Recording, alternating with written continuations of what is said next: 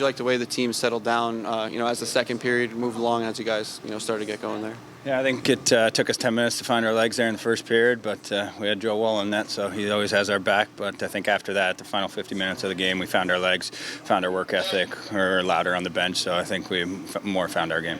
So you got a nice response goal from Ben there to tie it up in the second period. What's it like having a guy with 600 NHL games of experience in the lineup and just in the locker room?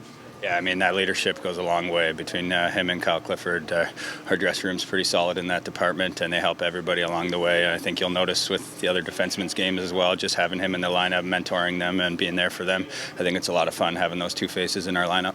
Then third period, Wilkes-Barre's kind of forcing the issue, but you guys find a way, and then obviously you get that greasy goal there. Is that sort of what you're expecting this time of year? Those are kind of the goals that you're going to need to score in these tight situations? Yeah, I mean, it's going to be tight scoring. I think down the stretch, a lot of teams play tighter, so got to get to the hard-working areas, and I think our line did a good job of that tonight. It's been a good season for you guys overall coming in, to tonight's game. Just what's working well for you as a group this year? It seems like maybe guys are, scoring at the right times, or sort of getting contributions up and down the lineup. Yeah, I think I've said this in most of my interviews now, but there's a family in that dressing room. We all bleed for one another. We all want to win together. We're dying for the guy next to us, and I think whenever you have that bond over a team of 25 guys, you're definitely bound to get special responses. So it sounds like you guys sort of recognize the opportunity here. Obviously, you guys are, have a chance. Is that sort of talked about in the room that, this group has a chance to, really compete this year? Yeah, 100%. We've been waiting for April for some time now. We're excited to get it going. Take me through the goal, Joe, and what happens on the play, just preceding it. I think puck gets in deep. Kyle's able to protect it, go east to west to Johnstone, and he's able to take it to the net hard. So I was just there to bang in the rebound. I think I was the one that got rewarded for their work ethic there, but I think that's what you get when you play with two hard-working guys like that. Kind of a weird one tonight. A lot of special teams early on. Just how did that go for you, and how did you feel the team sort of settled down and got to their game in the second half?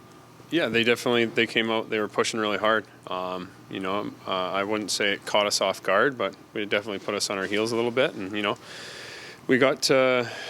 we screwed our heads on a little bit better in the second half and went after them in the second half of the first there. So a little bit different of a game with a lot of special teams, but turned out good.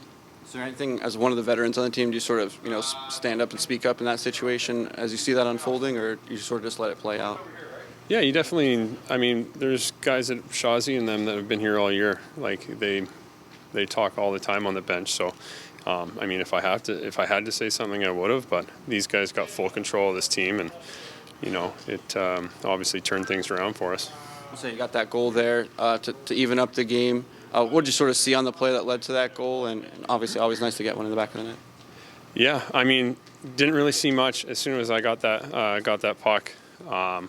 They're really good at blocking shots and getting in lanes, so I wanted to get it off as quickly as possible, and just fortunate that I went in the back of the net.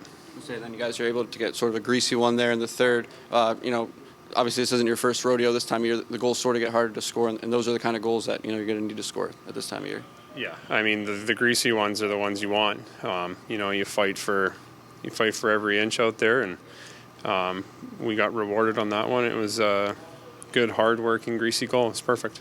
And then just for you, what's sort of your approach to this last 20 or so games? Obviously a long-time NHL veteran, you want to get back up to Toronto, but a pretty good spot to be in while you're here.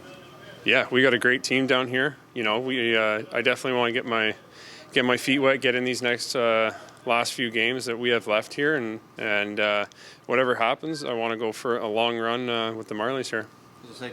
As a group, you sort of recognize the potential and sort of see this opportunity coming together. You guys, one of the better teams in the league this year, have a chance to compete for this title this year. Yeah, I mean, we got a long way to go, but we definitely can feel that there could be something special there, and we're just we're gonna ride it out, and we'll see what happens. Greg, you guys haven't lost 3 in a row all year. What do you like about the resiliency of this club tonight? Just how much they care about responding to losses and knowing that we have a better game in front of us that we can play, and just having a high standard of what our expectations are, not letting things leak too long and always having a response. So I thought today was a really strong way to finish this what felt like a long road trip, even though it was 3 games. And as the game went on, I felt like we got stronger. Underscore how important a guy like Logan Shaw is to this club. Man, he's so important, and just his presence in the room and his voice, what he does on and off the ice, to pair with a lot of our other veteran guys now too, like Ben and Cliffy, that have brought a lot of leadership and experience. But man, there's definitely a big void when Logan's not here and around the team and in the lineup, and it was great having him back today. You talk about the intensity of the third period. They start to push real hard, certainly in that third period.